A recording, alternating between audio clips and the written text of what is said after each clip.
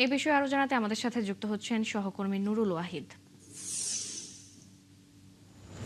ওয়াহিদ, সিউতার সবশেষ পরিস্থিতি কি এবং নতুন করে আর কোনো অভিবাসী অনুপ্রবেশ করেছে কিনা জানাবেন, পাশাপাশি জানাবেন যে স্পেন সরকার এই অবৈধ অভিবাসীদের ফেরত পাঠাতে কি কি ব্যবস্থা নিচ্ছে।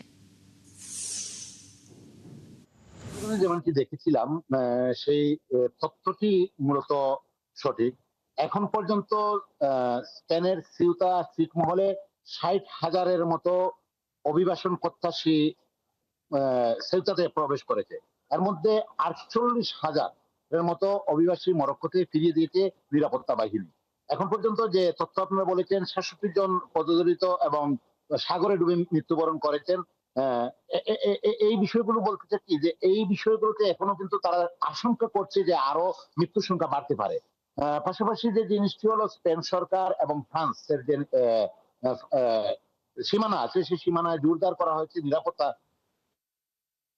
বাহিনীদেরকে। এখন স্পেন থেকে ফ্রান্সে এবং ফ্রান্স থেকে স্পেনে আসার যে নিরাপত্তা, সেটা আরো জোরদার করা হয়েছে। স্পেন সরকার বলছে যে সেউতাতে যারা এখন পর্যন্ত প্রবেশ করেছে তাদেরকে প্রশাসনিক কার্যক্রমের মাধ্যমে ফিরিয়ে দেওয়া হবে, কিন্তু সেউতার বর্তমান যে সংকট দেখা দিচ্ছে সেখানে হলো দোকানপাট সবগুলো বন্ধ করে দেওয়া হয়েছে। যারা অভিবাসন প্রত্যাশী মরক্কিস যারা সেউতাতে প্রবেশ করেছিল, তারা গত রাত্রে প্রচুর ভাঙচুর করেছে, দোকানপাটে লুটপাট করেছে। এই দোকানপাটের লুটপাট এবং ভাঙচুরের কারণে ব্যবসায়ীরা আজ সারাদিন তারা দোকানপাট এবং এগুলো বন্ধ রাখা হয়েছে। খাদ্য সংকটে ভুগছে অভিবাসন প্রত্যাশীরা। সেখানে পানি সংকট এবং খাদ্য সংকট ব্যাপক হারে দেখা দিয়েছে। আপনারা হয়তো জানেন যে স্পেনে যে সেউতা প্রদেশে যে ক্যাম্প রয়েছে, সেই ক্যাম্পে মাত্র ৫১২ জন লোক ধারণ ক্ষমতা রয়েছে।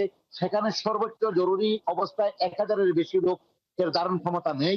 যার কারণে এখন প্রায় ১২,০০০ অভিবাসন প্রত্যাশী এখন পর্যন্ত সেউতাতে রয়েছে, যাদেরকে আইনি প্রক্রিয়ায় মরক্কোতে ফিরিয়ে দেওয়া হবে। ফারজানা। ধন্যবাদ ওয়াহিদ আমাদের সাথে যুক্ত হওয়ার জন্য। দর্শক, আমাদের সাথে যুক্ত ছিলেন স্পেন থেকে সহকর্মী নুরুল ওয়াহিদ।